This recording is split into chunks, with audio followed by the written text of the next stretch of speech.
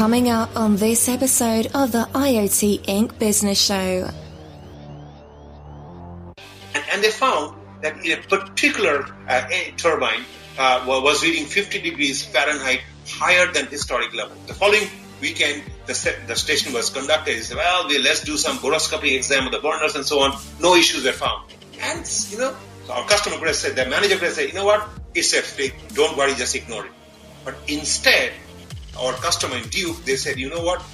Maybe there's something going on.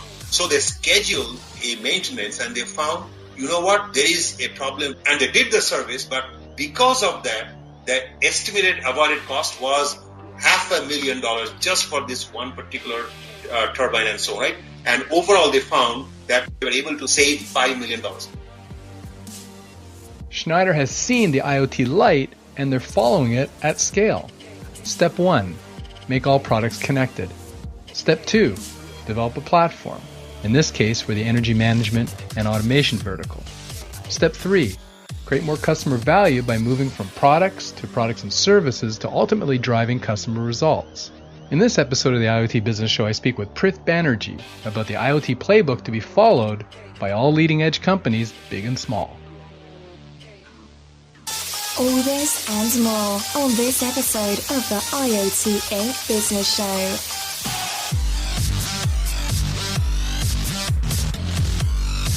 The people, the business, and the technology of the next generation internet. This is the IoT Inc. Business Show.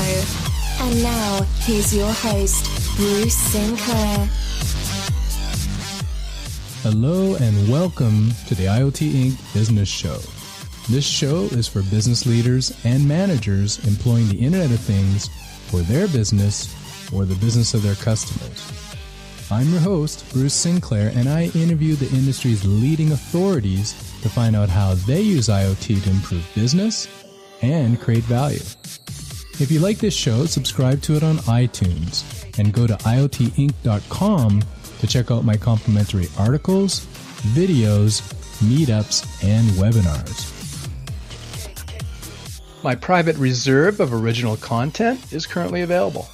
It's called Bruce's Private Reserve, and it includes 33 exclusive videos, presentation decks, and special reports, and soon PDF transcriptions of all my podcasts and videos.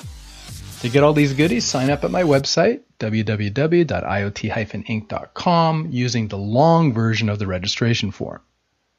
You'll also receive my newsletter that I put out every couple of weeks, and I'll let you know what's new, and I'll do a short analysis of something of interest in the IoT world. And if you'd like to find out more about me, your host, Bruce Sinclair, and the IoT business advisory services I provide, head over to the website, iotinc.com/about. I love to work with you. I just came back from Reston, where I was working with my client, the IIC. With me today is Prith Banerjee. Prith is EVP and CTO of Schneider Electric, reporting to the CEO. In this role, he is responsible for driving innovation and tech differentiation and coordinating R&D activities of the company's 5 businesses with 11,000 R&D personnel and a 1.2 billion euro R&D investment. Previously, he was Managing Director of Global Research and Development at Accenture. I met Prith for the first time when he was at Accenture. He keynoted at the IPv6 IoT conference I used to put on. Prith, welcome to the show. Thank you, Bruce. Good to be here. So what type of IoT activity have you been working on lately? So as you mentioned, Schneider Electric is a very big global company. We specialize in energy management and automation. Okay. As you mentioned, we are a 27 billion euro company with about 170,000 employees worldwide. We have a lot of products in energy management and automation, and our vision through IoT is to connect up all our products and to ultimately drive customer outcomes in the area of energy management and automation. Some of the products that we have include low voltage products that we use in buildings. So low voltage includes sort of contactors, plugs, switches, panels, circuit breakers, and so on.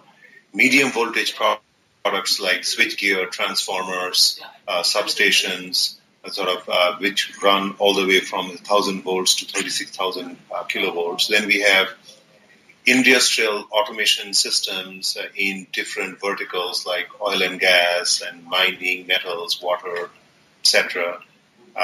And finally, we have a fairly big data center business, essentially powering our data centers, power cooling of data centers. So we have a lot of products.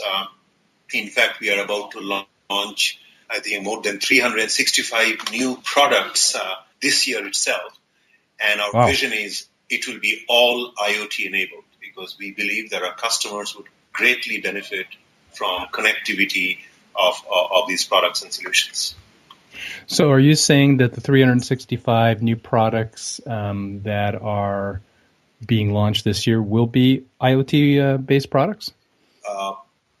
Not all of them will be, but a very significant number of them. And our vision is we'll have literally millions and millions of our products that we have in front of customers, all connected to IoT.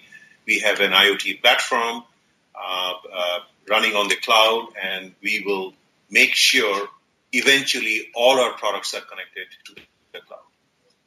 Wow. Well, why don't we start? I mean, I gave a little bit of an intro, but why don't you start by telling me a little bit about yourself and your background in IoT? Absolutely. So I started actually my career in academia. I spent about 22 years in academia at the University of Illinois, Northwestern, and other places. But then I started work in IoT when I joined Hewlett-Packard. I was head of HP Labs, and at HP Labs, we had a very exciting research project on the SENSE project called the Central Nervous System for the Earth, and we did a lot of very interesting work around sensors, connectivity, analytics, software, and so on. Then I from HP, I went to ABB. I was Chief Technology Officer of ABB, and again, ABB was in a very similar area as Schneider Electric. They were in the power and automation area, and again, at ABB, I drove a lot of work around IoT and remote services and connectivity. Then I joined Accenture, and Accenture, which is a very big sort of consulting company, I drove a lot of work around IoT at Accenture. In fact, we started an IoT business in my 2 years. That was a very, very exciting work I was involved with some of the IoT activities in our Accenture Technology Labs, which ultimately went into our Accenture Digital business. And Accenture now has a very big IoT business. And then while at Accenture, I was part of some thought leaderships.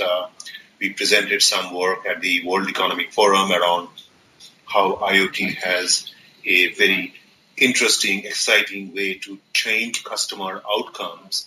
And now that I work at Schneider Electric, we are using some of those, the general things that I talked about at Accenture. I'm actually helping take it to market. So essentially in the energy management and automation space, we are trying to see how through all the connectivity, we can drive it to end customer outcomes, right? How customers' lives will be impacted through more productivity, more remote services, maintenance, and so on, but essentially driving the business value for our customers.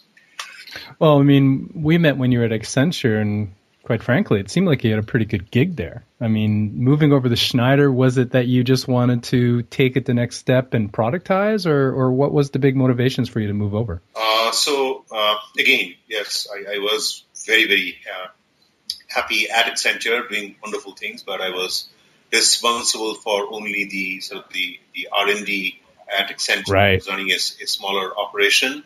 At Schneider, my responsibility, I'm the group CTO for the entire company. I'm responsible for how we do our sort of technology strategy for the company across the 5 businesses, how we invest our 1.3 billion euro in the right things for the company, and leading a group of 12,000 R&D engineers. So it's a much bigger role that I have, and being part of a product company is quite exciting. Yeah, no, it's definitely a bigger swing and roll. Now, I looked quickly at the Schneider website, and I noticed that IoT is just one of 13 solution sets that Schneider provides. Now, what's the relative importance of IoT? I mean, we've been speaking IoT, but is this a small thing? Is this a big transformational thing? How important is IoT to Schneider? IoT is the biggest thing that's going to happen that is happening in terms of connectivity and sort of business model changes at Schneider. So, yeah, the website is a little outdated, but basically we are putting our biggest bet in terms of IoT. I think this is something that I want to kind of share with you, is that we recently took a survey of our about 2,600 customers and across 12 countries, and these are the top business decision makers, and we asked them, say, what do you think are the changes? How can we help you? So these are our customers, 2,600 of our customers, and we asked them a lot of questions and saying, hey, you know Schneider, you know our sort of products and solutions in the energy management automation area. What are your most important things? And 75% of our interviewees felt that IoT would create really new business opportunities for them in the near future. And then when we asked them, so why are you interested in IoT, right? These are our customers telling us that cost savings was the most likely reason for implementing IoT. So our customers are talking about IoT, but basically IoT is not really a vision, or it's going to happen in the future. This is IoT is here now, right? And so they are currently using some of the IoT solutions that Schneider is providing. And our customers felt that the estimated savings from implementing IoT are large, right? Yielding a more than like 50% return of investment. So they were very, very clear. We asked them how much, right? Is it 10%, 20%, 30%? They basically said about 50% ROI in areas such as faster problem resolution, improved productivity, higher levels of operational efficiency, and so on. So this is a big deal for our customers, and therefore we at Schneider feel very, very excited about it. And we are essentially we have, as you said, our 5 businesses, our business around buildings, our buildings business, our partner business, which is the business that we do around residential buildings, commercial buildings, critical infrastructure building. That's 40% of our business. IoT is going to be a big, big deal for that buildings business. So when we are in the buildings business, we do sort of metering, electrical distribution of the building, like solar power on top of the building, residential, and so on. All of those things will be connected through IoT. And so our building management systems, which runs our HVAC, cooling, sort of operational efficiency of the building, completely will be changed. So building management systems completely will be changed through IoT.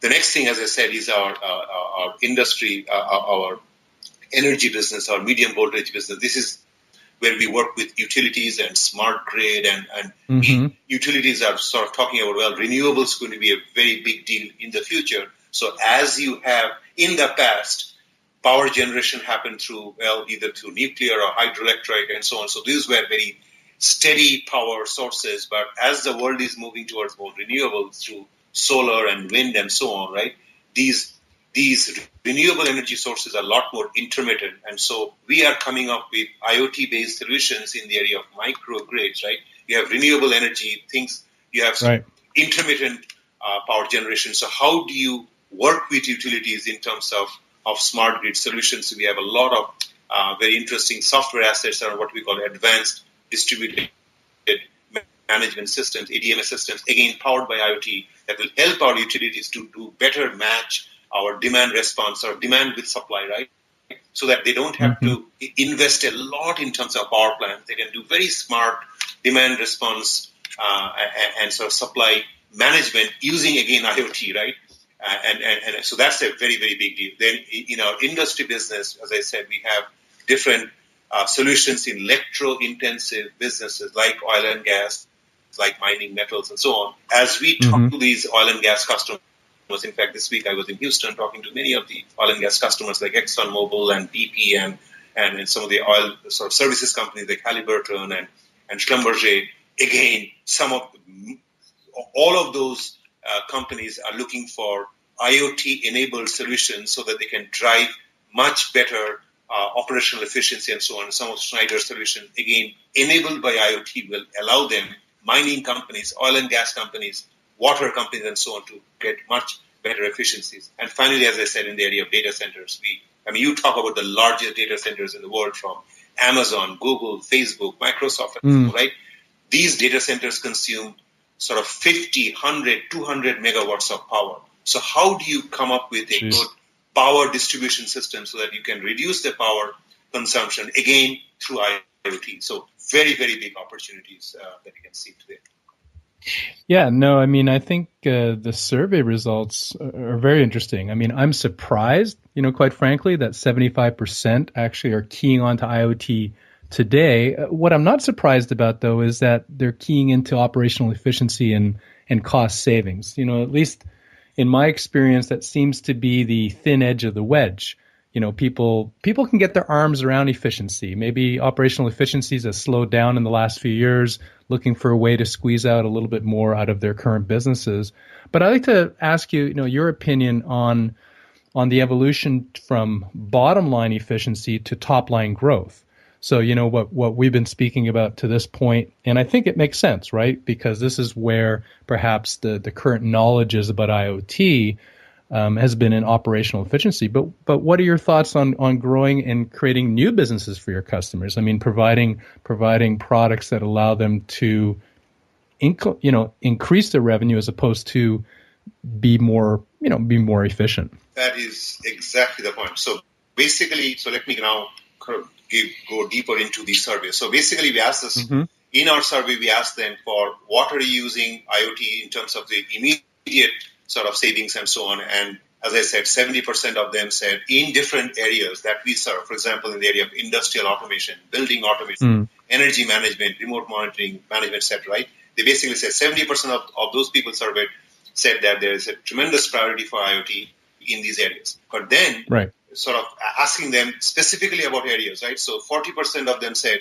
in terms of faster problem resolution, 39% said in terms of improved productivity, 39% higher levels of operational efficiency. But that's now, right?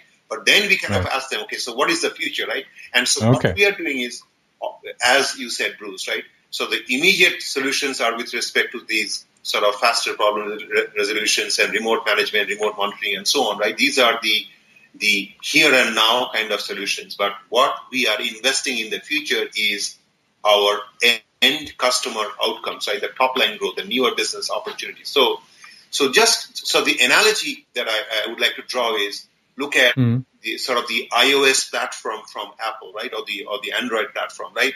Once you have a platform, you can enable other people, right? Those millions of app developers on iOS platform that are creating all these very interesting sort of solutions and services on top of the iOS platform. We believe that what Schneider is creating through our IoT platform, which we call it as a digital services platform. So we have an IoT platform with all these millions of connected products, right? All these connected products, the data will be uploaded to this IoT platform. Now, just imagine, sort of think of it as a iOS platform, right? Sure. Now, this will make this data available, right? Through the right APIs, developers throughout the world can tap into the data on this IoT platform and create all new interesting sort of services, right?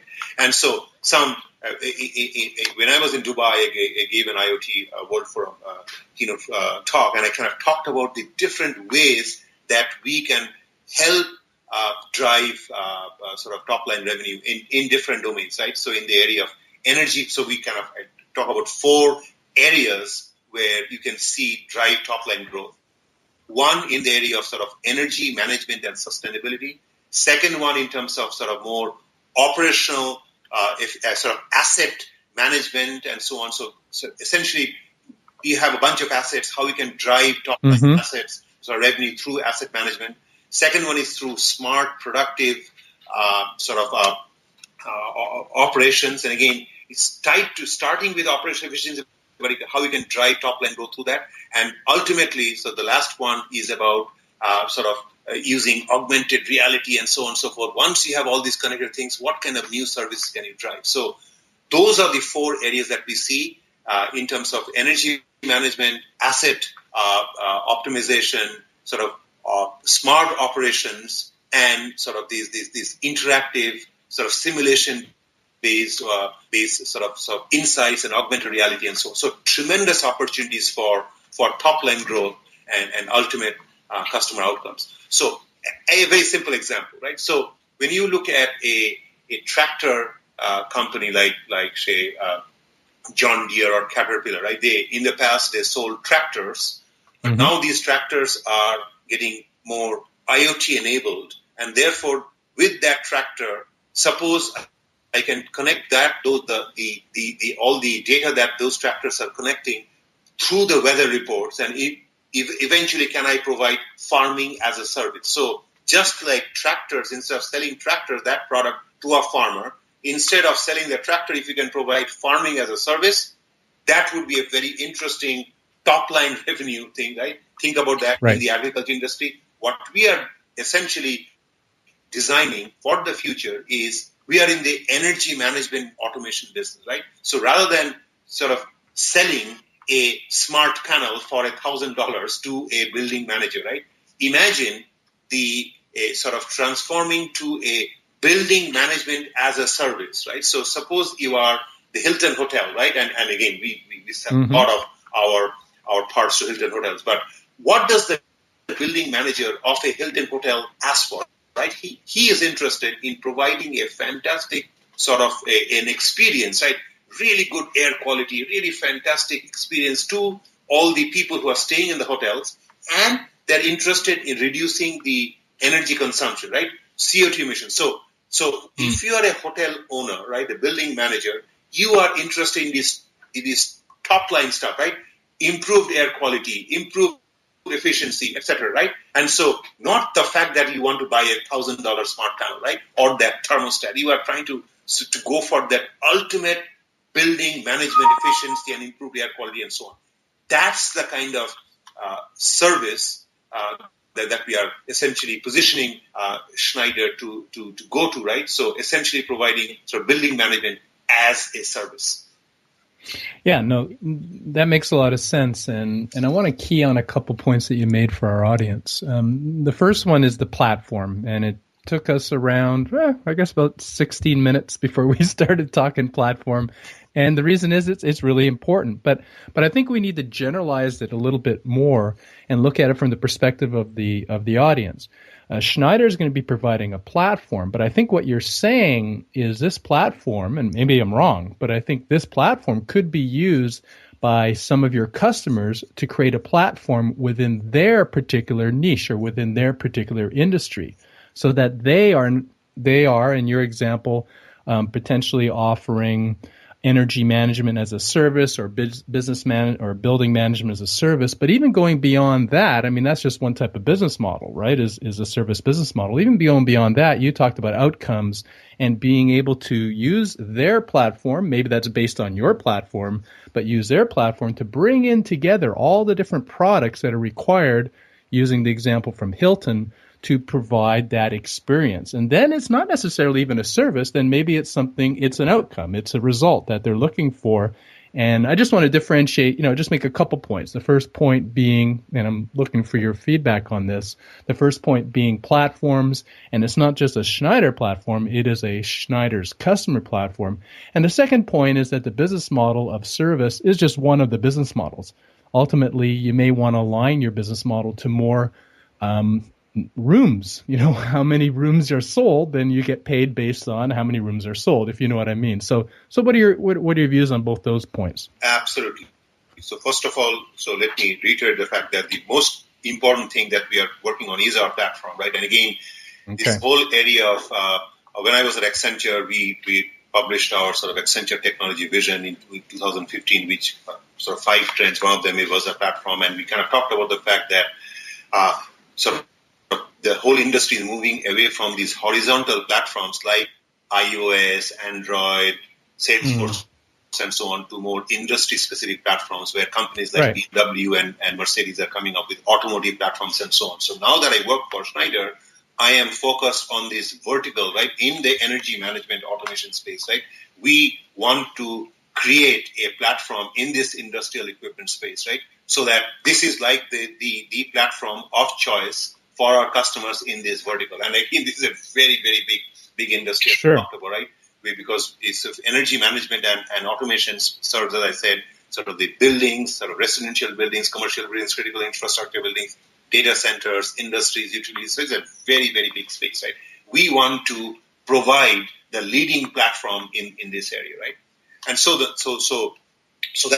that's kind of where we are driving towards in terms of this platform. Now, in a platform, there's this sort of API that is the technology to how you use sort of the different things in a platform and all the different software, right? The core sort of building blocks, right, will be provided as part of the platform. But the other very interesting thing is the data on that platform, right? So suppose I have a sensor that is just measuring the temperature of a particular room in one of the buildings, right? And that data is now available to developers, right? They can create, once I have the temperature, right, what kind of other value can I create? So I'll just give you a very simple example.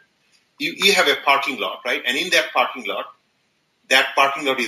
is filled or empty. Now, once you put a sensor in that parking lot, right, that 10 bit full or empty is available on a parking lot platform. Now, essentially, you can have all kinds of people creating services. When I drive into sort of the city of San Francisco, right, on a iPhone app for finding parking, essentially I created from that parking lot a value to the information. I driving from Palo Alto would be interested in knowing exactly if there is parking available on the 4th floor of the parking lot on 5th and Market, right? So that's the kind of value that I'm trying to talk about, right? You have this IoT platform, and you have all the data on this industrial space, right, in energy management and whatever, in these different areas that I'm talking about, buildings and industries and oil and gas and so on and so forth. And ultimately, using that, can I drive sort of whole top-line value? And this is a huge space. Literally, I mean, billions to trillions of dollars of value that can be created through these platforms. Now, let me sort of just dig into the platform a little bit more, so I understand.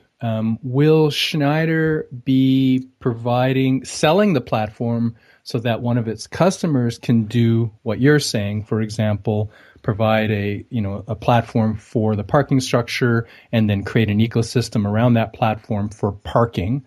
Or will Schneider not be selling the platform and just encouraging through APIs the use of this one omnipresent platform? We are going through these sort of the discussions of the business models as we speak. So we don't know exactly what we are going to do, but for sure, from an R&D perspective, what my team is building is this IoT platform, and we have sort of different phases. So first of all, we are building this platform for all our Schneider businesses to use this same platform for all these connected products that we have, right? And we have literally sort of thousands of products. As I said, we will launch 360 plus new products this year itself, right? So the first thing is making sure all of Schneider's products in these different businesses that I talked about, in buildings, in industry, in energy, and in sort of IT infrastructure, right? They're all connected through this platform. So first of all, let's get it right. Let's sort of make sure our products are using this platform.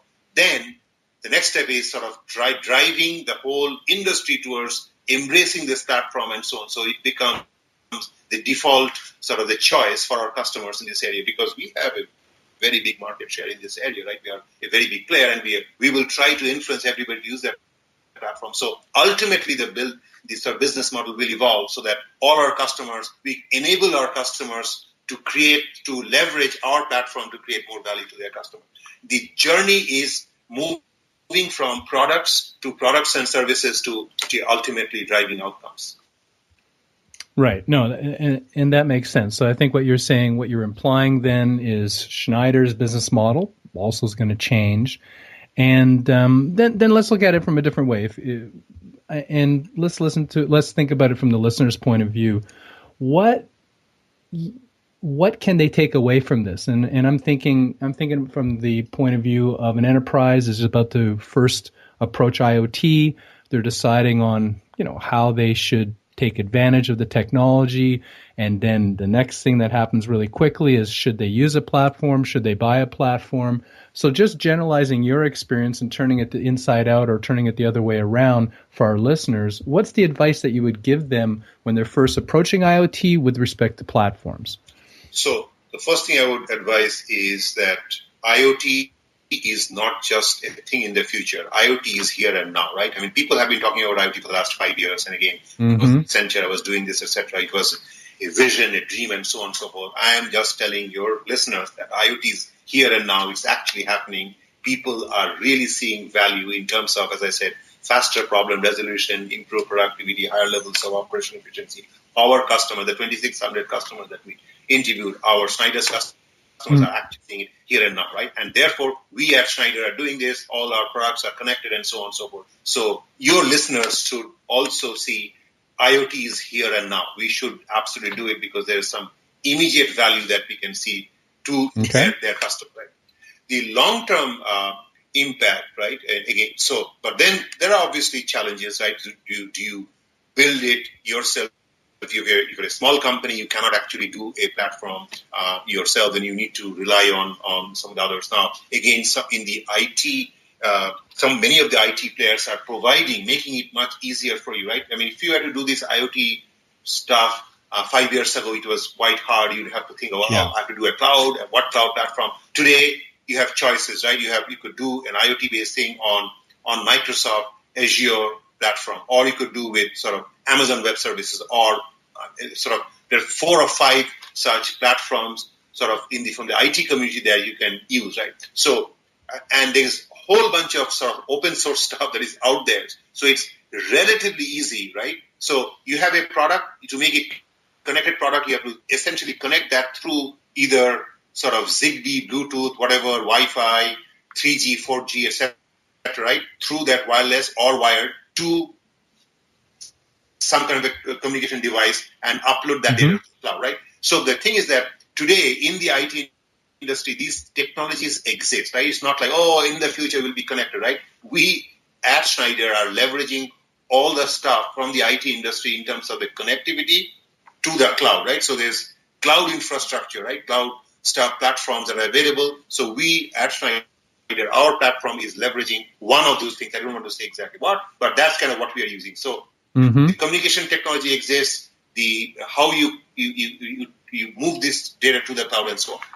Then in this area, people have figured out that if you have like millions and billions of products, and if you are uploading everything to the cloud, that the cloud doesn't have that kind of bandwidth. So what you need to do is you need to do some compute at the edge, right? So instead of uploading everything to the cloud, right, do a little bit of compute at the edge. And so this brings us to the concept of edge computing.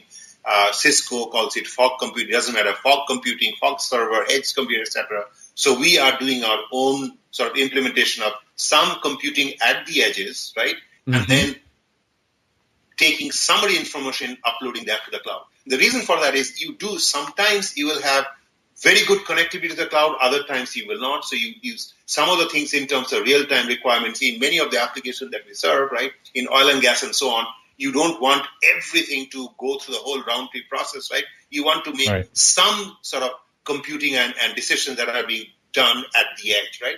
So my point is that these are complex things, but in this community, people have figured out how to do this. So if you are a listener on the podcast, you say, yep, it's not a thing in the future, it's here and now, how can I do this? So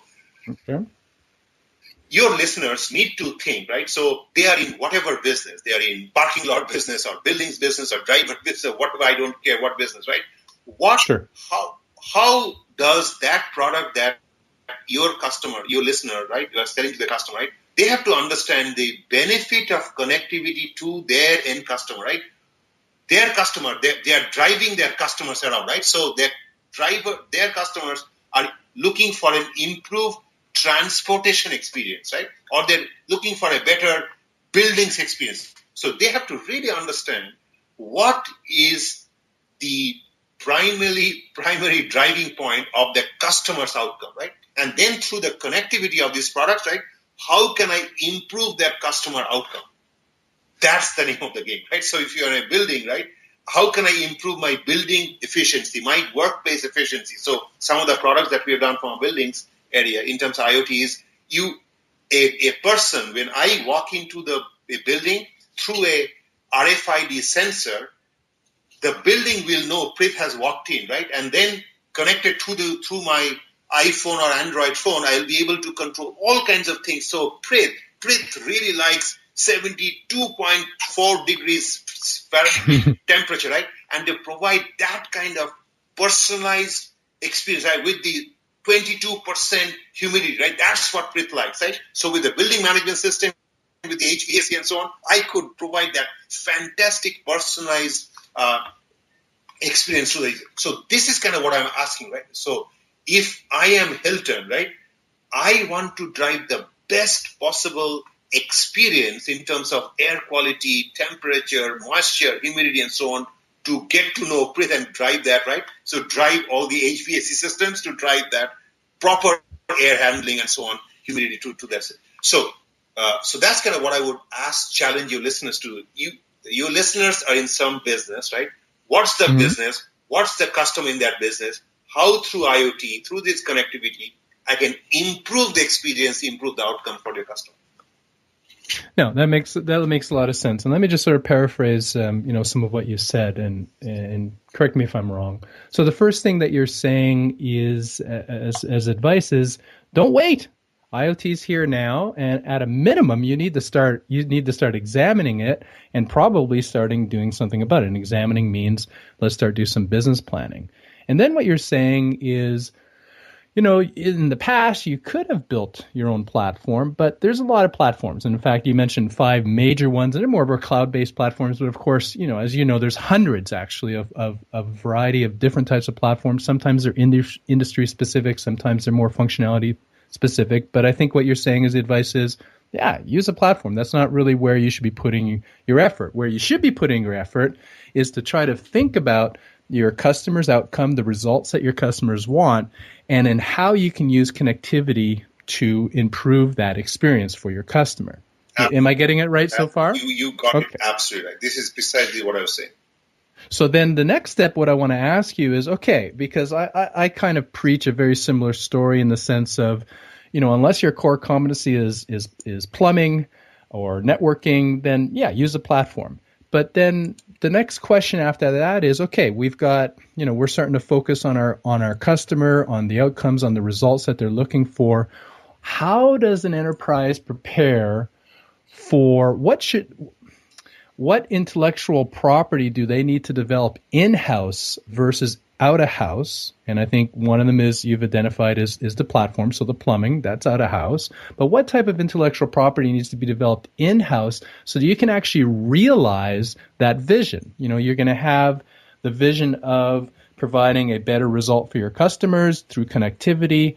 Then you're going to be using a platform. But there's a gap, right? There's going to be a gap between there. So what's your advice for how does the enterprise get prepared to start realizing that vision with IoT? So great question. Let me give you an example from our own business, right? So as I said, we are in the energy and automation.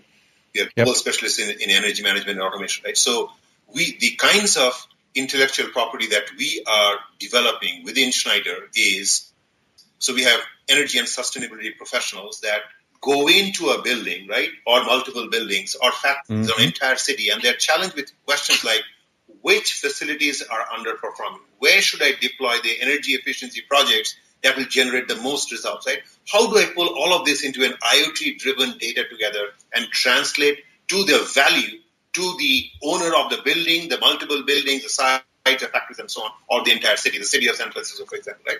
So what Schneider Electric's energy experts, like the IP that we have, right, through all this connectivity is saying is, we connect all these multiple forms of data like energy use, utility costs, water consumption, building occupancy, etc., from multiple sites and sources, and sending all this data to this sort of this service, right? And we have within Schneider, for example, one of the things that we have, the IP is our resource advisor software, right? So using this resource advisor software, it's basically a dashboard, right? So our consultants, our services people go into a building manager, a facility manager, a factory manager, a city manager, so on, saying, hey, we have connected all this thing, and we are telling you your building number 152 on this site is really, really bad, right? And we can help you improve it. What can you do? You can change this, you can do this metering and so on. So it's the combination. So to drive any value, right, first of all, you need the sensors to collect the data, right? You need to show through all the dashboards and so on. So our resource advisor software does precisely this thing in the energy efficiency area. Mm-hmm. Look, another example, right? We have a business in utilities and so on and so forth, right? So in the asset availability area, we work with a customer, Duke Energy, right? So Duke Energy is one of the, we have PG&E here. Duke Energy is like the utility in the southern part, right? So they have like more than, 60 plants, 7 million customers, and they are actually a customer of our Schneider's enterprise asset performance software. So what it does, so we have a software called Predictive Analytics software, right? Using which Duke was able to see, hey, we have all these 60 plants. There are all kinds of stuff that is happening in terms of exhaust temperatures, combustion engines, and so on and so forth. And they found that in a particular turbine was reading 50 degrees Fahrenheit higher than historic levels, right? So they were just doing this thing. They measured this. So we were able to provide, that's the IP that we have built, right? Our Prism Predictive Analytics on this IoT platform that we have. Now, the following weekend, the station was conducted. He said, well, let's do some boroscopy exam of the burners and so on. No issues were found. And, the Duke, our customer could have said, the manager could have said, you know what? It's a fake. Don't worry, just ignore it. But instead, our customer in Duke, they said, you know what? Maybe there's something going on. So they scheduled a maintenance, and they found, you know what? There is a problem with the combustor, the transition tube, the stationary tube, rotating blades, all of which needed service. And they did the service, but because of that, the estimated avoided cost was $500,000 just for this one particular turbine and so on, right? And overall, they found that through this sort of Prism Predictive Analytics, they were able to save $5 million. One customer, that's kind of value that we provide.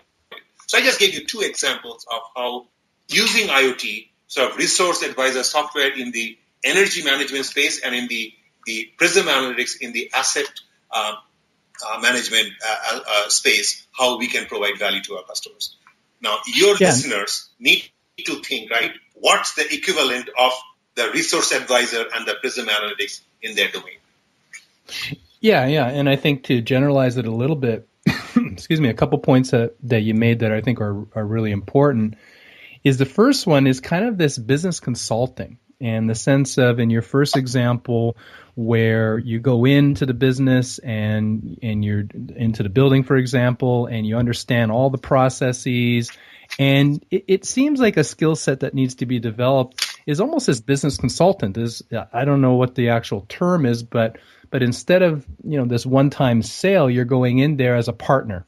And to be a partner, you need to understand your customer's business really well and consult with them. It's almost like a services consulting. This is exactly it. In fact, our Schneider, we have these for 4 businesses which are more product businesses, and then we overlay it with a global solutions business.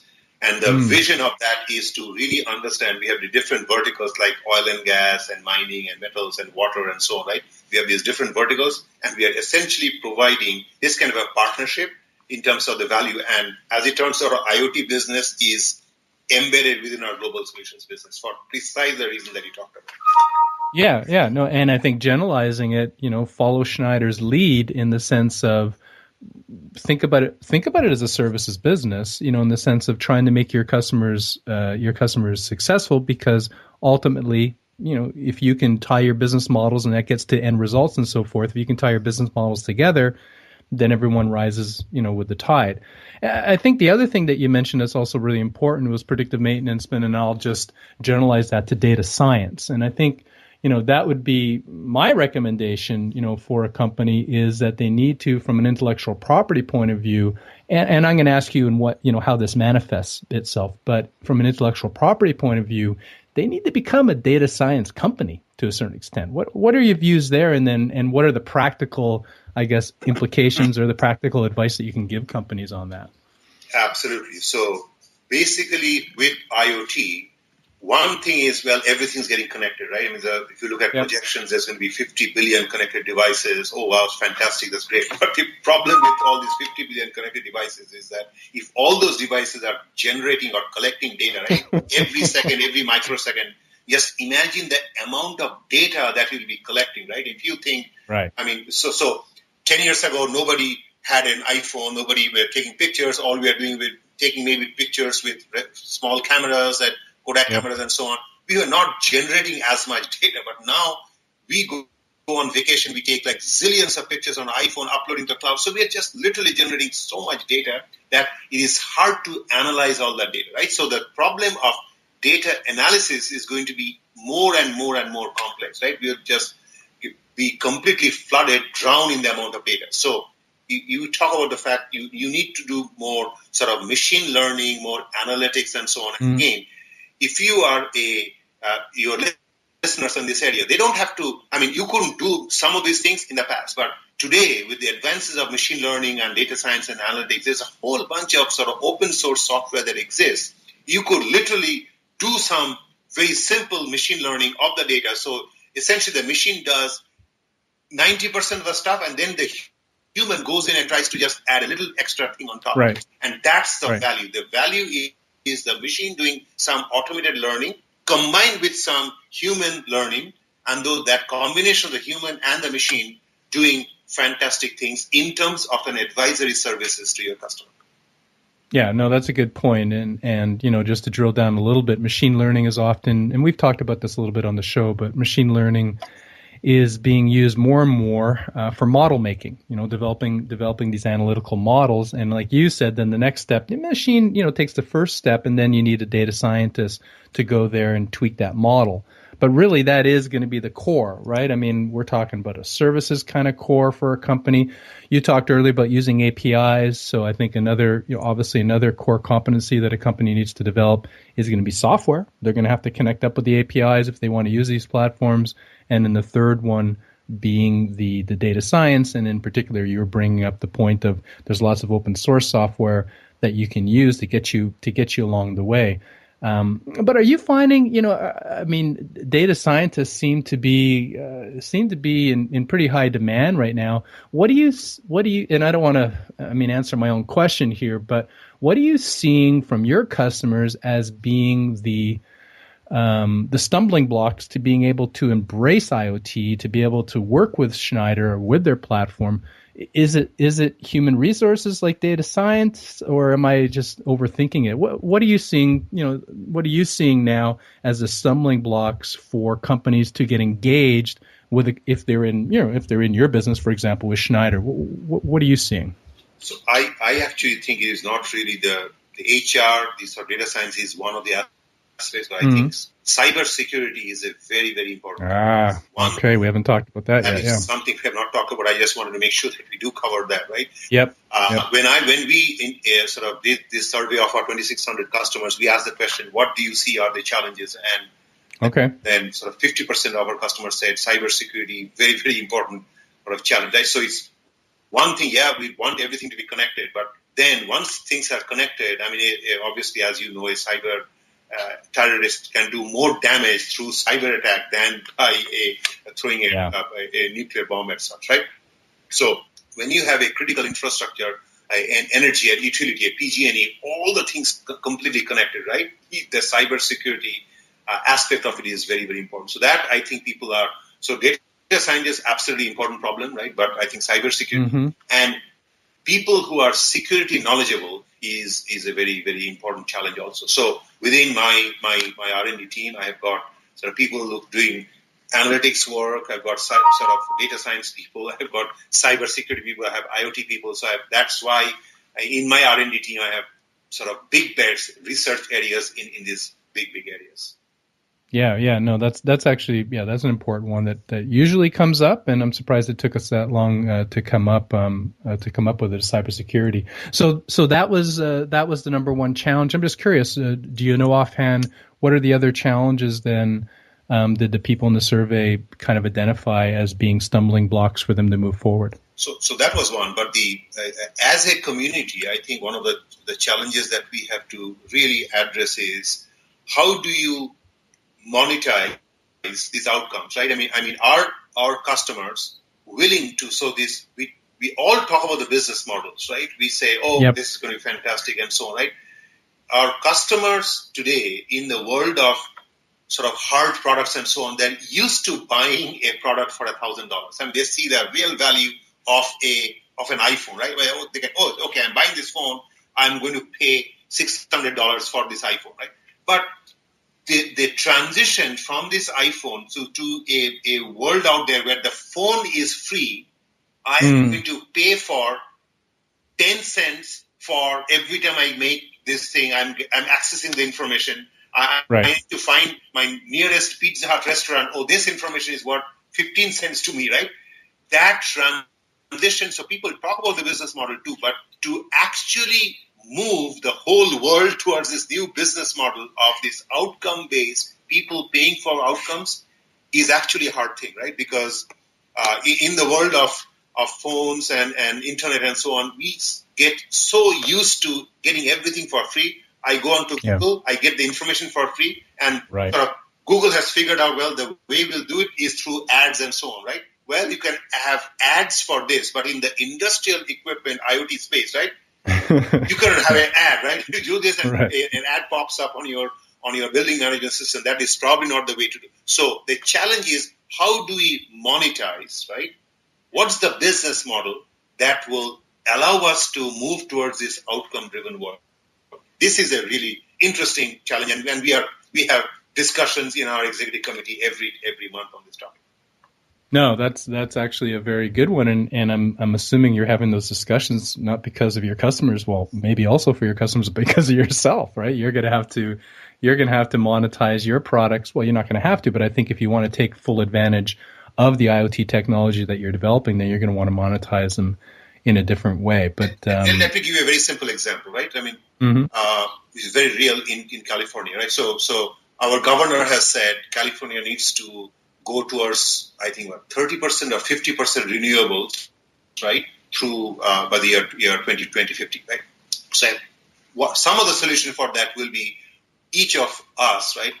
You, Bruce, me, Prith, right? Residential customers, we should be thinking about, we should be contributing renewables, right? So therefore, we put some solar panels on our roof, right? So today, the way that companies like SunPower or SolarCity, etc., do is they put the solar panel on top of the roof, right?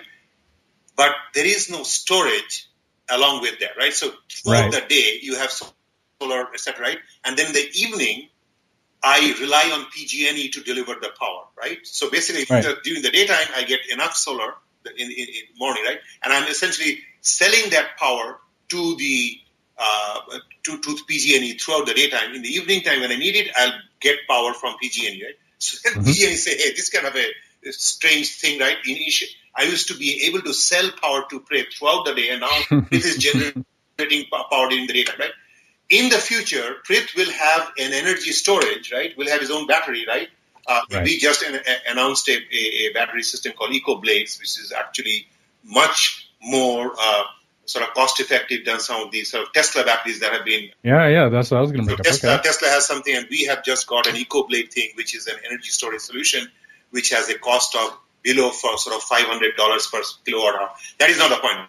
My point I'm saying is, at some point in the future, you will be able to get residential customers will have solar panels on top with their own energy storage system and so on. So the question is, does a customer put in the cost of, I don't know, $20,000 as a way to buy the solar panels and these things versus this sort of very interesting business models that SolarCity is doing?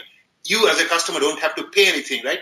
You pay for it as a service, right? So some customers have made the move through SolarCity, but others are going through this.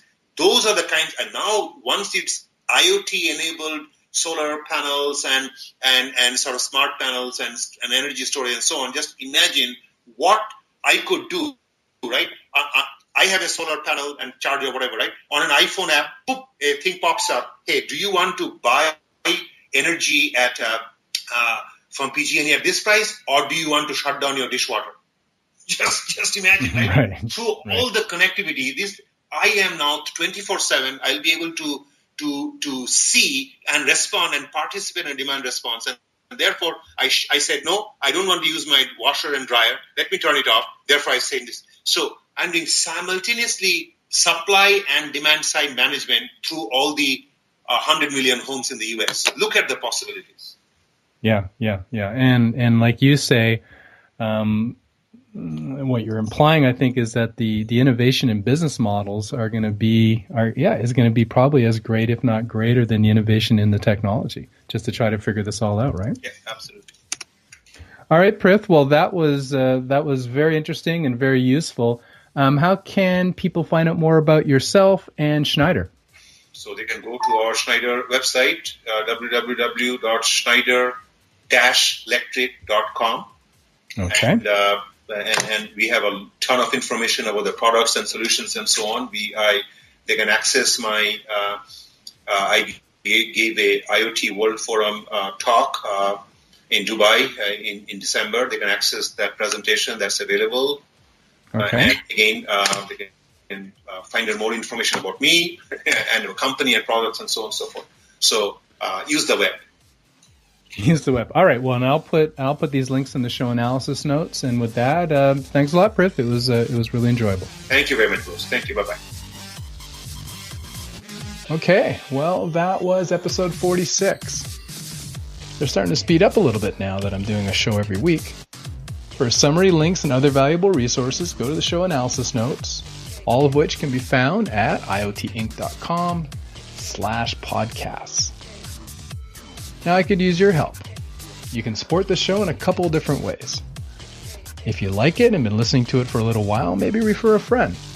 Or go to iTunes, and you have to go to the app, not the website, but go to the iTunes and you can just click a star review, hopefully a 5-star review, or I'd really appreciate it if you did a little written review.